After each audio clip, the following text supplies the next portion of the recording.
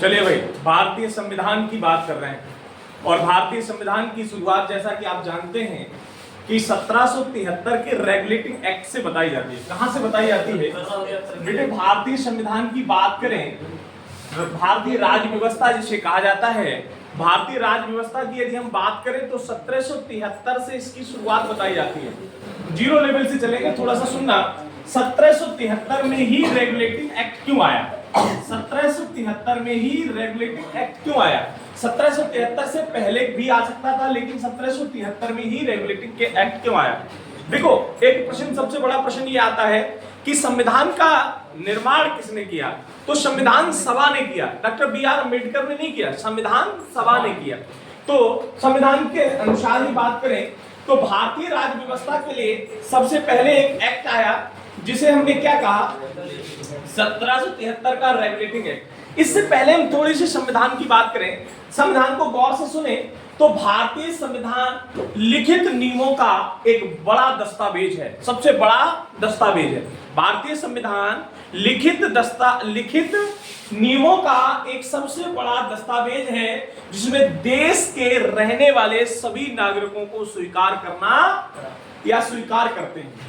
क्या कहा मैंने? फिर से लाइन समझो। जो हमारे देश का संविधान है, भारतीय संविधान है, वो देश का एक ऐसा मात्र संविधान लिखित है जो सबसे बड़ा संविधान है। कैसा है? सबसे बड़ा लिखित संविधान है। और जो भारत देश में नागरिक रह रहे हैं उन्हें सबको स्वीकार करना होता है, अर्थात सभी स्वीकार करते हैं। सभी लोकतांत्रिक देशों का अपना अपना संविधान होता है। तो उसी लोकतांत्रिक देश के तहत हमारे देश भारत का भी क्या है? एक संविधान है। क्या है? संविधान है। बेटे, यदि हम संविधान की बात करें, थोड़ा सा पीछे समझ रहा हूं, फिर रेगुलेटिंग एक्ट समझूंगा। संविधान का निर्माण, प्यारे बच्चे, जो संविधान लिखकर तैयार किया गया तो 26 नवंबर सन 1949। कितना बताया बच्चे? एक एक लाइन को याद रखना, परीक्षा बेस में बहुत काम आएगा। परीक्षा में जितना भी पूछा जाता है मैं उतनी बात करूंगा।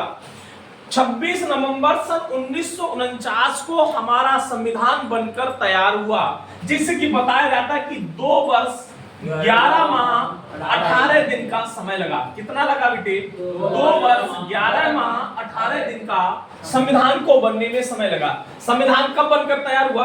26 नवंबर सन 1949 को। और बेटा, इसीलिए 26 नवंबर को विधि दिवस कहा जाता था। क्या कहते थे? विधि दिवस के रूप में मनाया जाता था। क्या मनाया जाता था? 26 नवंबर। क्या मनाया जाता था बेटे? 26 नवंबर को क्या कहते थे? विधि दिवस। बेटे, 26 नवंबर 2015 से इस विधि दिवस को संविधान दिवस मनाया जाने लगा। संविधान दिवस कब से मनाया जाने लगा? 26 नवंबर 2015 से। कब से मनाया जाने लगा? 26 नवंबर 2015 से। कौन सा दिवस मनाया जाने लगा? बेटे, हमारा जो संविधान 26 जनवरी सन 1949 को बनकर तैयार हुआ था, इस दिन केवल 15 आर्टिकल लागू हो पाए थे। कितने आर्टिकल लागू हुए? लेकिन पूर्ण रूप से यह संविधान 26 जनवरी सन 1950 को लागू किया गया। बेटे, इसी को क्यों किया गया? बताया जाता है कि 26 जनवरी सन 1930 को मोतीलाल नेहरू, किसने बेटे? एक पार्टी थी कांग्रेस ने इसको सबसे पहले स्वतंत्रता दिवस घोषित किया था। बताया जाता है सन 1929 में। कब बेटे? सन 1929 में लाहौर अधिवेशन हो रहा था। कौन सा अधिवेशन था? और पीटी नेहरू ने, किसने बेटे? पीटी नेहरू ने इसी अधिवेशन में एक नारा दिया था, पूर्ण स्वराज्य का नारा। कौन सा नारा दिया था बेटे? इसीलिए 26 जनवरी को संविधान हमारे देश का 1950 में लागू कर दिया गया। कब लागू किया गया? 26 जनवरी सन 1950। बेटे, इसी डे को रिपब्लिक डे या गणतंत्र दिवस कहते हैं। किसको? 26 जनवरी 1950 से हमारे देश में एक पर्व मनाना शुरू हुआ जिसे क्या कहते हैं? रिपब्लिक डे या गणतंत्र दिवस। क्या कहते हैं बेटे? जैसा आप जानते हैं कि इस दिन क्या होता है? राजपथ पर, राजपथ जानते हैं? हाँ, कर्तव्य पथ या राजपथ पर परेड होती है। क्या होती है बेटे? परेड की जाती है। और ये परेड किस तरह से चलती है? इस परेड को 26 जनवरी के तीसरे दिन परेड की जाती है। 26 जनवरी के तीसरे दिन परेड की जाती है, जिसे वीटिंग रिट्रीट कहते हैं, वीटिंग रिट्रीट कहते हैं। और इसमें होता क्या है प्यारे बच्चे, इसमें राष्ट्रपति के सम्मुख सभी सेनाओं के लोग अपनी रूपरेखा के तहत अपनी कर्तव्यता को प्रदर्शित करते हैं। इसी को क्या कहते हैं मेरे प्यारे बच्चे, इसी को क्या कहते हैं, इसी को राजपथ का कर्तव्य पद या राजपथ या कर्तव्य पद पर राष्ट्रपति द्वारा जो सबसे अच्छा करता है उसे पुरस्कार देते हैं, उसे राष्ट्रपति क्या देते हैं, पुरस्कार देते हैं। तो याद रखना, ये खैर इतनी नहीं पूछा जाएगा, इतना ना डीप आपसे आएगा। इस के बाद हमारे देश में संविधान की निर्माण शिला शुरू होती थी। उससे पहले हम थोड़ी सी बात करने जा रहे थे 1773 का रेगुलेटिंग एक्ट। ये 1773 में ही रेगुलेटिंग एक्ट क्यों आया, इसका कोई ना कोई खास कारण होगा कि 1773 में रेगुलेटिंग एक्ट क्यों लाया गया। मैं थोड़े से पीछे की बात करूंगा। जैसा आप जानते हैं कि अंग्रेजों ने हमारे यहाँ कंपनी 1600 ईस्वी के आसपास लगाई, तो बताया जाता है कि 1600 में अंग्रेजों ने एकाधिकार प्राप्त किया था। क्या प्राप्त किया था, और किसके लिए किया था, व्यापार के लिए। अंग्रेजों ने 1600 में व्यापार के लिए एकाधिकार प्राप्त किया। किसके लिए किया प्यारे बच्चे, एक एक लाइन को ध्यान से सुनो, यहाँ हिस्ट्री की भी कुछ बातें करूंगा, इसलिए आपको एक एक पॉइंट समझ में आना चाहिए। 1608 में, कब बताया, विलियम हॉकिंस, क्या नाम बताया, अंग्रेज था। 1608 में क्या नाम बताया, बेटे दिल्ली आया था। कहां आया था, दिल्ली। और दिल्ली में उस समय शासन कर रहा था मुगल बादशाह। कौन कर रहा था, मुगल बादशाह का नाम उस समय क्या था, जहांगीर। कौन था, जहांगीर। 1608 में बेटे दिल्ली की कुर्सी पर बैठा था मुगल बादशाह, कौन, जहांगीर। कौन बैठा था, जहांगीर के शासन काल में कौन आया, बेवकूफ कहेगा, पहले सबसे पहले 1608 में आया विलियम हॉकिंस। कौन आया, 1608 में पहले कौन आया, और विलियम हॉकिंस ने जहांगीर से व्यापार करने का अधिकार लिया। क्या लिया प्यारे बच्चे, और आदेश लिया, अधिकार लिया, और अपनी पहली फैक्ट्री क्या लगाई बेटे, अपनी पहली फैक्ट्री कहां लगा दी, सूरत में। कहां लगा दी बेटे, अपनी पहली फैक्ट्री 1613 ईस्वी में। कब बताई, देखो 4 डेटें याद करो। 1608 में भारत आया कौन, बेटे विलियम हॉकिंस। हॉकिंस कौन आया बेटे, उस समय शासन कौन कर रहा था, बेटे मुगल बादशाह जहांगीर। क्या नाम बताया, मुगल बादशाह जहांगीर। क्या नाम बताया बेटे, मुगल बादशाह जहांगीर। और इससे आदेश लिया व्यापार करने का, तो 1613 में अपनी स्थायी फैक्ट्री लगाई। कहां बेटे, इन्होंने अपनी फैक्ट्री कहां लगाई, सूरत लगाई। कहां लगाई बेटे, जैसे ही फैक्ट्री लगी तो अगले ही 1615 ईस्वी में, तब बेटे अगला अंग्रेज आया, सर टॉमस रो। कौन आया, सर टॉमस रो। अगला अंग्रेज आया कौन, सर टॉमस रो। कब आया, कब आया बेटे, 1600। और इस समय भी कौन बैठा था, अरे यार बेटे शासन। एक और बात याद रखना, जब सर टॉमस रो आया था उस समय ब्रिटेन का राजा कौन था, क्वेश्चन आया इसलिए पूछ रहा हूं। उस समय ब्रिटेन का राजा कौन था बेटे, उस समय जेम्स प्रथम। कौन था बेटे, जेम्स प्रथम वहां का राजा था। और महारानी एलिजाबेथ, क्या नाम बताया, महारानी एलिजाबेथ के ने 15 वर्ष के लिए ब्रिटिश कंपनी को एकाधिकार दे दिया। कितने वर्ष के लिए, 15 वर्ष के लिए क्या दे दिया, एकाधिकार दे दिया कि आप 15 तक अपना शासन कर सकते हो।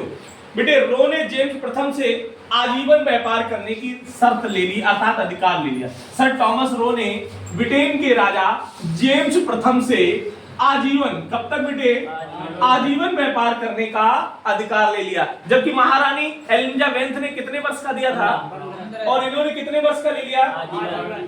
और जब आजीवन अधिकार ले लिया तो 1640 में पहली फैक्ट्री लगाई। कहां, मद्रास। कहां लगाई बेटे, 1640 में फैक्ट्री कहां लगाई। ये लिखने की आवश्यकता नहीं है आपको, अभी जब आपको हिस्ट्री पढ़ाई जाएगी उसमें ये सारी चीजें बताई जाएंगी। आपका आईक्यू इतना अच्छा है कि थोड़ा सा भी बोर्ड पर पढ़ोगे निश्चित समझ में आ जाएगा। देखो हमने कई बार कहा है कि आप अगर ध्यान बोर्ड पर दोगे तो सारी बातें आपके पास निश्चित चले जाएंगी। हमारा आपका आई कांटेक्ट हो रहा है और आई कांटेक्ट आपका तीसरी जगह ध्यान भटकाने नहीं देगा। इसीलिए मैं इसको आपके सम्मुख बार बार आपकी तरफ देख रहा हूं कि आपका ध्यान हम पर है कि नहीं है। आपका ध्यान होगा तो मैं दावा कर रहा हूं कि जिस तरह से आप गणित अच्छा पढ़ सकते हैं, रीजनिंग अच्छा पढ़ सकते हैं, उसी तरह क्वालिटी भी आप बहुत अच्छी कर सकते हैं। केवल आप ध्यान लगाइए। बेटे 1640 में पहली इन्होंने अपनी फैक्ट्री कहां लगाई और 1669 में से 1677 तक, कहां बताया, 1669 से 1677 तक बंबई में लगा ली। कहां लगाई बेटे, कहां लगाई, बंबई। और बेटे 1698 से 1700 के आसपास इन्होंने अगली फैक्ट्री अपनी कोलकाता लगा ली। कहां लगा ली बेटे, एक अंग्रेजों की चाल थी ये, अंग्रेजों की ये चाल थी। इन्होंने जब ये तीनों फैक्ट्री लगाई, आपको पता है कि मद्रास, बंबई और कोलकाता, क्या क्या नाम लिया, मद्रास, बंबई और ये तीनों जगह बंदरगाह थे और इन तीनों जगह अंग्रेजों ने अपनी प्रेसिडेंसी शुरू कर दी, अपनी प्रेसिडेंसी शुरू की।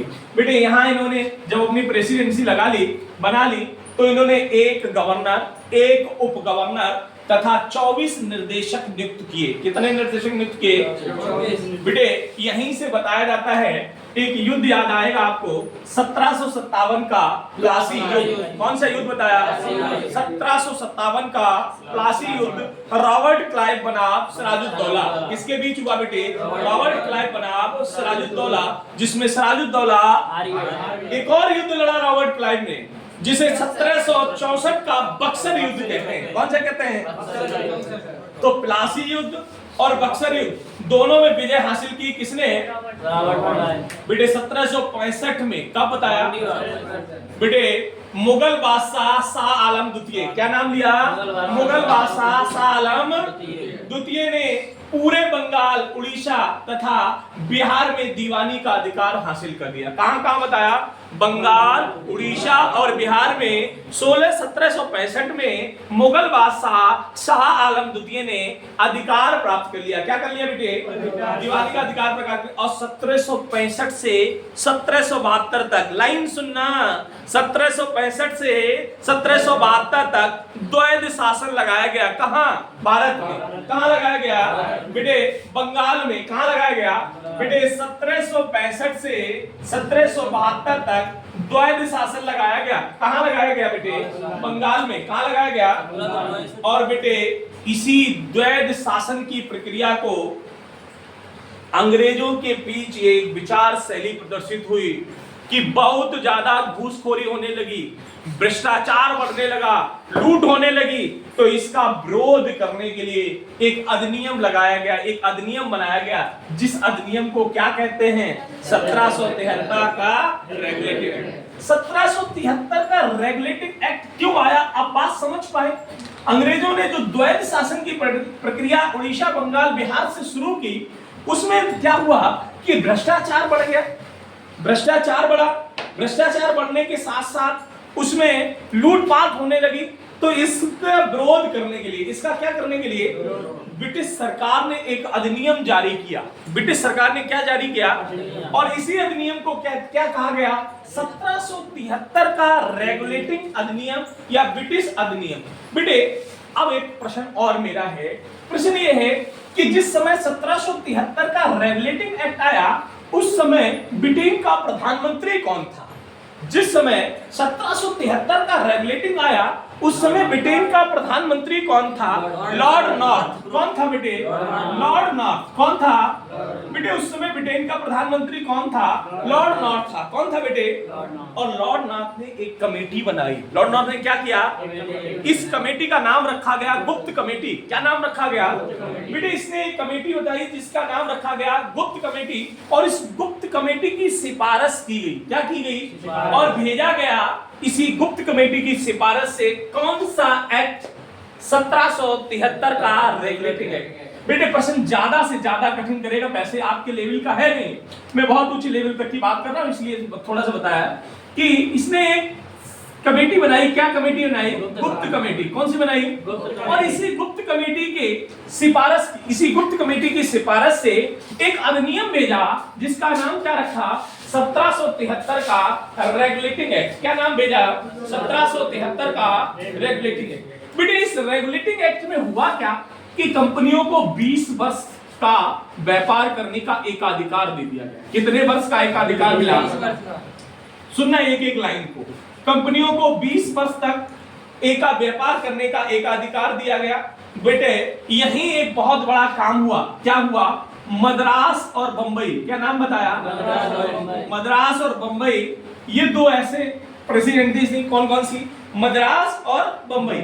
यहाँ के गवर्नर को हटा दिया गया, यहाँ के गवर्नर को हटा दिया गया और बंगाल के गवर्नर के साथ जोड़ दिया गया और बंगाल के गवर्नर का नाम बढ़ाकर कर दिया गया गवर्नर जनरल। क्या नाम कर दिया गया? बेटे याद रखना 3 प्रेसिडेंसी थी, मद्रास, बंबई और बंगाल। इन तीनों जगह पहले गवर्नर हुआ करते थे। कौन हुआ करते थे? 1773 के रेगुलेटरी एक्ट ने कहा कि भैया हम एक ही जगह एक ही शहर में 3-3 लोगों को नियुक्त करेंगे तो नीतियों में कहीं ना कहीं खिलवाड़ होगा, अपने विचार कहीं ना कहीं अलग होंगे। तो उन्होंने क्या किया? 1773 में ही बेटे एक काम कर दिखाया है। उस अपनी गुप्त कमेटी के तहत जो पत्र भेजा गया, सिफारिश भेजी गई, अधिनियम भेजा गया, उस अधिनियम में उन्होंने क्या किया कि जो मद्रास और बंबई था, कहा भाई तुम्हारे यहाँ कोई गवर्नर नहीं रहेगा, तुम सब किसके आधार चलोगे? बंगाल के गवर्नर के आधार चलोगे। और उन्होंने कहा बंगाल के गवर्नर का नाम ही बदल दो, क्योंकि गवर्नर रहेगा तो बुरा लगेगा। उन्होंने वहां का नाम बदलकर क्या कर दिया? Governor general. क्या नाम कर दिया? बेटे प्रश्न बनता है बंगाल का अंतिम गवर्नर कौन था? Warren Hasting. कौन था? इसे ही बंगाल का प्रथम गवर्नर जनरल घोषित कर दिया गया। कौन बनाया गया? Warren Hasting. कौन बनाया गया? बेटे वॉरेन हेस्टिंग को ही बंगाल का प्रथम गवर्नर जनरल कहा, क्योंकि यही बंगाल का उस समय अंतिम गवर्नर था। प्रश्न दोनों तरीके से पूछा जाएगा। बंगाल का अंतिम गवर्नर बेटे, बंगाल का प्रथम गवर्नर जनरल वॉरेन, याद रखेंगे। बेटे इसे क्या हुआ? इसी की सलाह के बाद जब वॉरेन हेस्टिंग बनाए गए तो सलाह इसे देने के लिए एक परिषद बनाई गई। भाई गवर्नर जनरल बनाया जाएगा, कोई चीजें हैं तो वो कहीं ना कहीं से सलाह लेंगे, तो इसके लिए एक परिषद बनाई गई। क्या बनाई गई? परिषद। और इस परिषद को इसलिए बनाया गया कि गवर्नर जनरल को यदि किसी भी प्रकार की कोई सलाह लेनी है, कोई विचार या कोई नियम पारित करना है, तो अपनी परिषद से विचार कर सकता है। और उस परिषद में कितने सदस्य बनाए गए? 4 सदस्य नियुक्त किए गए। कितने सदस्य नियुक्त किए गए? उस परिषद में 4 सदस्य नियुक्त किए गए। इसके बाद क्या हुआ? इसी में एक काम और हुआ। 1773 के रेगुलेटिंग एक्ट के तहत ही 1774 में कलकत्ता में एक सर्वोच्च न्यायालय बनाया गया, सुप्रीम कोर्ट बनाया गया। बेटे क्या बनाया गया? 1773 के रेगुलेटिंग एक्ट के आधार पर 1774 में कोलकाता में, कहां बताया बेटे? कोलकाता में एक सुप्रीम कोर्ट का निर्माण किया गया। किसका निर्माण किया गया? हाँ, हाई कोर्ट नहीं कहेंगे, उच्चतम न्यायालय, सुप्रीम कोर्ट का निर्माण किया गया। सुप्रीम कोर्ट का निर्माण किया गया, ठीक है। हाई कोर्ट, उच्चतम न्यायालय आपका इलाहाबाद में है, उत्तर प्रदेश का। वो ये आप वर्तमान में सुप्रीम कोर्ट दिल्ली में है ना?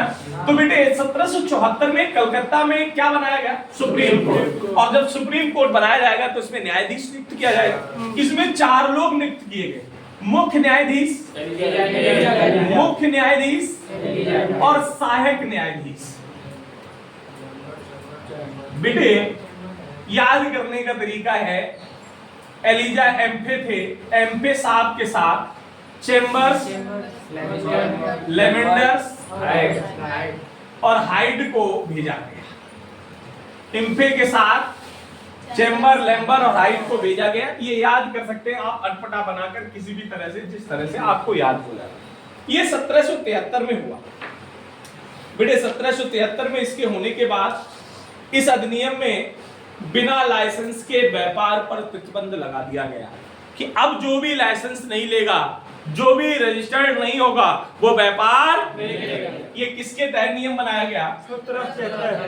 जब भी कोई नियम बनता है तो उसमें कुछ ना कुछ कमियां, 1773 के रेगुलेटिंग एक्ट में भी कुछ कमियां हो गई। क्या हो गई? तो इन कमियों को सुधार करने के लिए 1781 में एक्ट ऑफ सेटलमेंट आया। कौन आया बेटे? एक्ट ऑफ सेटलमेंट आया। कौन आया बेटे? Act of settlement. कौन आया बेटे? एक्ट ऑफ सेटलमेंट इसलिए लाया गया कि ये 1773 के रेगुलेटिंग एक्ट में जो कमियां रह गई उनका हाँ, इसे ही संशोधनात्मक कहते हैं। पहले सुन लेते बेटे, इसमें जो कमियां रह गई थी उन पे विचार करने के लिए, उनको सुधार करने के लिए लाया गया। इसमें कमियां क्या रह गई बेटे? इसमें एक केवल सुधार किया गया। इसमें सुधार ये किया गया, कलकत्ता की सरकार को बंगाल, उड़ीसा, बिहार के लिए कानून बनाने का अधिकार दे दिया गया। कलकत्ता की जो सरकार थी उसको 3 प्रेसिडेंसी थी। कहां? कलकत्ता, बंगाल, माफ करना, बंगाल, उड़ीसा और बिहार, उन तीनों पर कानून बनाने का अधिकार किसको दे दिया गया? कलकत्ता को दे दिया गया। किसको दे दिया गया? मैंने कलकत्ता सरकार बना सकती है बेटे। इसी के बाद एक बहुत बढ़िया अधिनियम आया जिसे 1784 का पिट्स इंडिया एक्ट कहते हैं, अर्थात पिट्स अधिनियम। बेटे इसके बारे में भी सुन ले। अगर आप थोड़ा सा भी सुन रहे होंगे तो आधा संविधान याद हो जाएगा। मेरा दावा संविधान में कुछ है नहीं, बस पढ़ना है आपको। वनडे एग्जाम आपका निकल सकता है, संविधान का कोई क्वेश्चन नहीं छूटेगा। 1784 में एक नया एक्ट आया जिस एक्ट का नाम दिया गया क्या? Pitt's India act. बेटे इस एक्ट में सबसे बड़ा पहले काम यही हुआ कि नियंत्रक मंडल बनाया गया। कौन बनाया गया? नियंत्रक मंडल। आपने पढ़ा होगा board of control, board of directors पढ़े हैं ना, इसी के अंतर्गत आए। पहले अब थोड़ी सी बात कर रहा हूं। नियंत्रक मंडल बनाया गया। इस नियंत्रक मंडल में 6 सदस्य नियुक्त किए गए। नियंत्रक मंडल में कितने सदस्य थे? 6 सदस्य। बेटे गवर्नर जनरल व परिषद के फैसले रद्द कर सकता है। बेटे ये नियंत्रक मंडल किस लिए बनाया गया कि गवर्नर जनरल जिसको पद दे दिया जाए वो तो अपने आप को कोई भी नियम बना सकता है, या उसकी परिषद जो बनाई गई थी 4 सदस्यों की, भैया वो भी कोई नियम बना सकती है। तो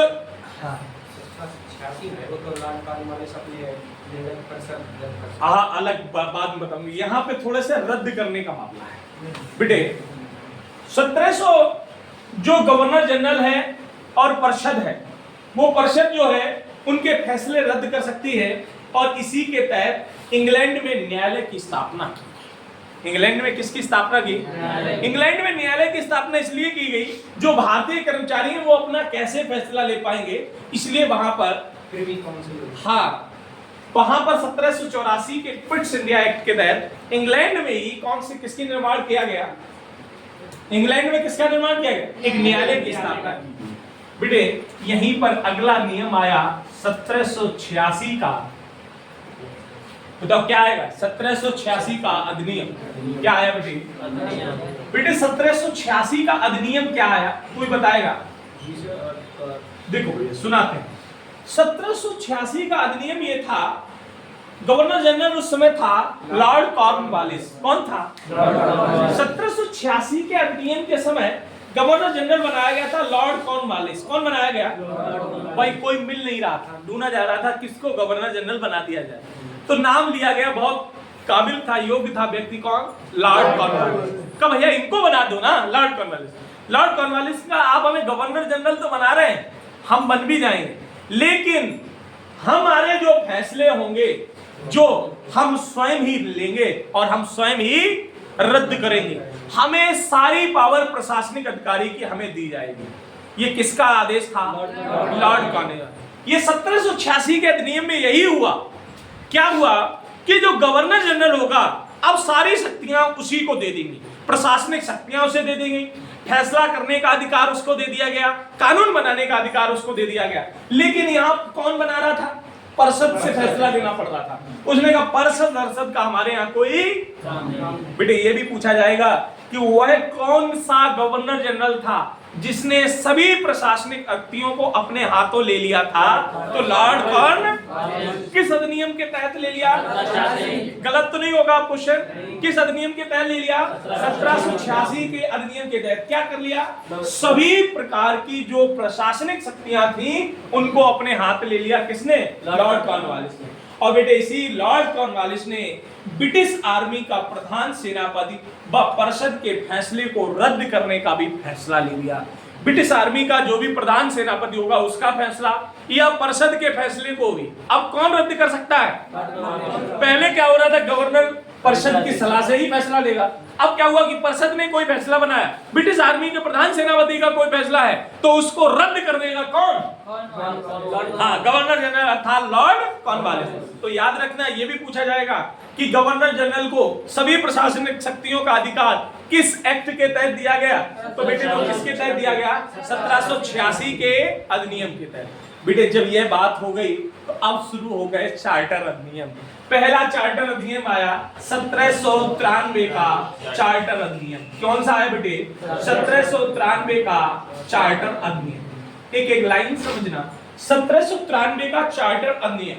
बेटे इस चार्टर अधिनियम में सबसे बड़ा पहला काम ये हुआ, कंपनियों को 20 वर्ष तक जो अधिकार चल रहा था उनको 20-20 साल के लिए बढ़ा दिया गया।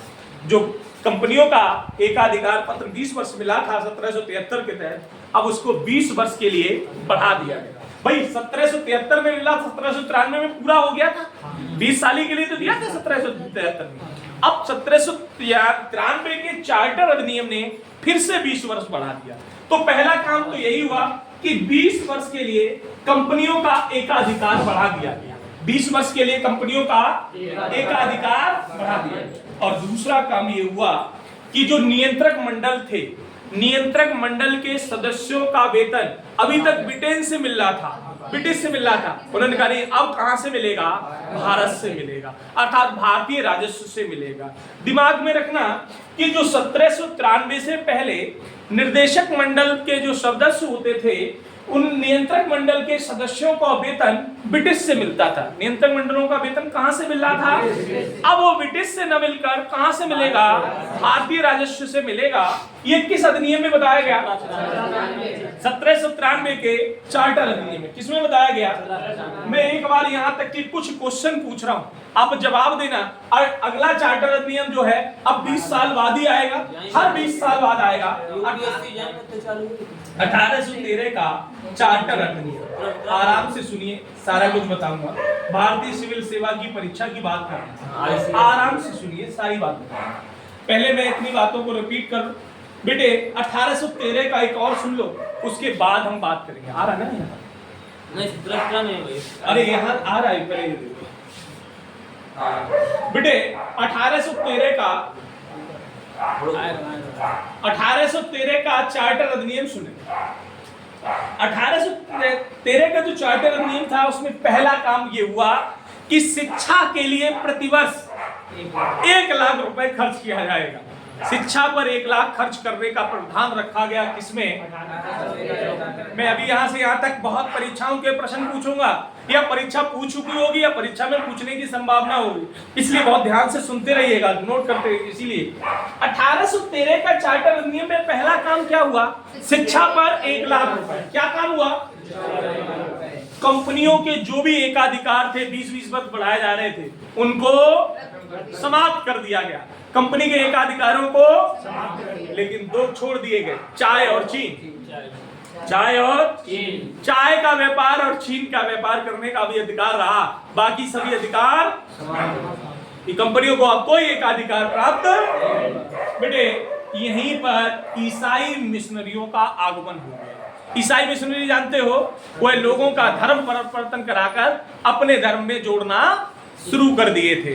तो यहीं पर ईसाई मिशनरियों का भी आगमन शुरू हुआ। यही 3 काम हुए 1813 के एक्ट में। अगला एक्ट आया, चार्टर अधिनियम आया 1833 का चार्टर अधिनियम। हर 20 साल आ रहा है 1833 का चार्टर अधिनियम। अगला कौन सा आया? बेटे 1833 का चार्टर अधिनियम क्यों इंपॉर्टेंट है, इसको भी सुनो थोड़ा सा। अभी हम 1813 के चार्टर अधिनियम में कंपनियों के सारे अधिकार समाप्त करने के बाद 2 अधिकारों को पत्र दे रखे थे। किसको? चाय और चीन। 1833 के अधिनियम में ये चाय और चीन भी समाप्त कर दिया। चाय और चीन का अधिकार भी छीन लिया 1833 के अधिनियम में। किसमें छीन लिया बेटे? और बेटे ईस्ट इंडिया कंपनी का एकीकरण कर दिया, केंद्रीकरण कर दिया। ईस्ट इंडिया कंपनी का क्या कर दिया? केंद्रीकरण कर दिया। और जैसे ही ईस्ट इंडिया कंपनी का केंद्रीकरण किया, वैसे ही बंगाल के गवर्नर जनरल के पद को समाप्त करके भारत का वायसराय कहलाने का अधिकार दे दिया। क्या कह रहे हैं? माफ करना, बंगाल के गवर्नर जनरल को समाप्त करके भारत का गवर्नर जनरल घोषित कर दिया गया। क्या बंगाल नहीं, पूरे भारत का गवर्नर जनरल कहा जाएगा। तो बंगाल का गवर्नर जनरल किस चार्टर अधिनियम में फेल किया गया? उस गवर्नर जनरल को कौन सा गवर्नर जनरल कहा जाएगा? भारत का गवर्नर जनरल कहा जाएगा। प्रश्न यह पूछा जाएगा, बंगाल का अंतिम गवर्नर जनरल क्या भारत का प्रथम गवर्नर जनरल? तो लॉर्ड विलियम बेंटिक भारत का प्रथम गवर्नर जनरल कौन था? और बंगाल का प्रथम गवर्नर जनरल याद रख लेंगे ना, कंफ्यूज तो नहीं होंगे बेटे। इसी के तहत कंपनियों का जो शासन था उसे फिर से 20 साल के लिए बढ़ा दिया गया। कंपनियों के शासन को कितने साल बढ़ा दिया गया बेटे? 20 साल के लिए बढ़ा दिया गया। और इसी के तहत प्रथम विधि आयोग का गठन किया गया। कौन से अधिनियम में?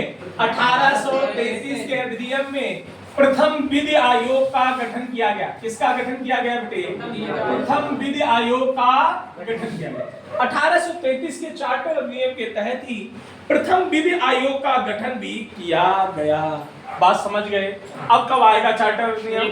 1853 में। कब आएगा बेटे? 1853 का चार्टर अधिनियम।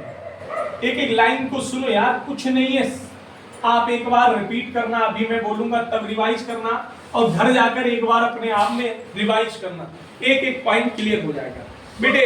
इसके तहत अखिल भारतीय परिषद का गठन किया गया। 1853 के चार्टर एक्ट के तहत अखिल भारतीय परिषद का गठन किया गया। किसका किया गया?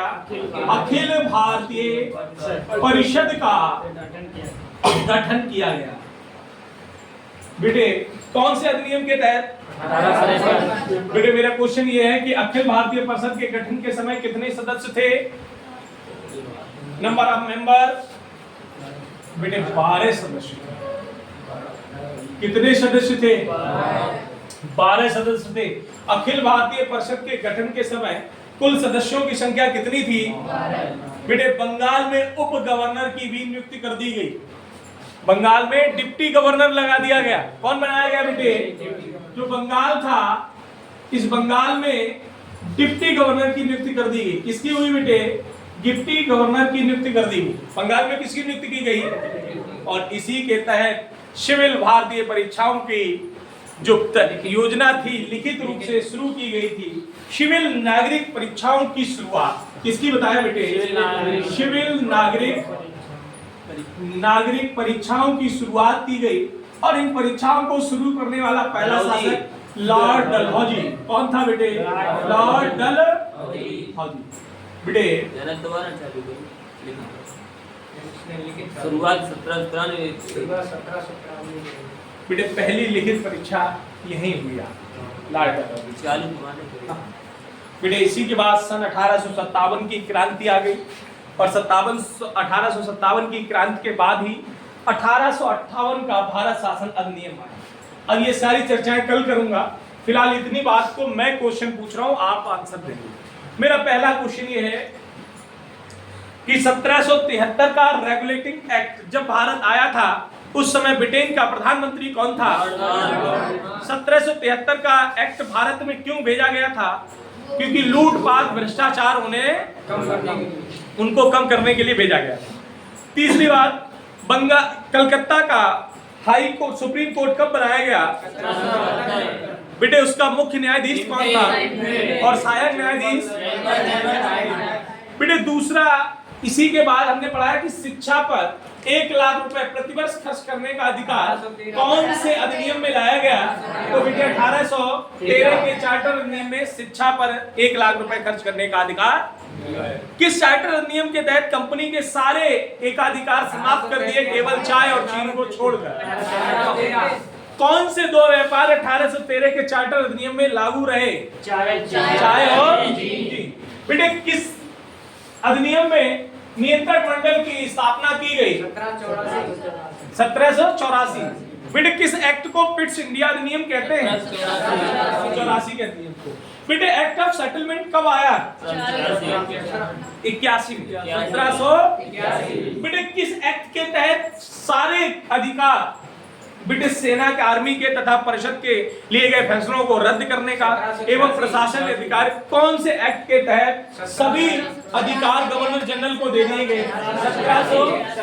1786 के अधिनियम के तहत किसे भारत का वायसराय बनाया गया? लॉर्ड कॉर्नवालिस को। किसको बनाया गया? कॉर्नवालिस को। बेटे किसके तहत कंपनियों के अधिकार को फिर से 20 वर्ष बढ़ा दिया गया? 1793 के चार्टर अधिनियम के तहत। पहला चार्टर अधिनियम कब आया? 1813 में। 1793 में क्या ढोल बज रहा था? पहला 1793 में आया। कुल कितने चार्टर अधिनियम आए? 4 आए। कौन कौन से आए? 93, 13, 33, 53। कौन कौन से बताए? आशा कर रहा हूं कर पाएंगे आप। बोलो हाँ या ना? बेटे बताओ, बंगाल का अंतिम गवर्नर, बंगाल का प्रथम गवर्नर जनरल नहीं, कौन था बेटे? वारेन। बेटे एक एक प्रश्न आपका गलत नहीं होना, एक एक प्रश्न आपके यहाँ से सही होना चाहिए। इसमें थोड़ी सी चर्चा और करेंगे हम, और वो करेंगे अगली क्लास में। 1858 का भारत शासन अधिनियम, और भारत शासन अधिनियम में ही भारत का प्रथम वायसराय बनाया गया लॉर्ड कैनिंग। कौन बनाया गया? लॉर्ड कैनिंग को वायसराय बनाया गया। ठीक है, अगली बात करेंगे।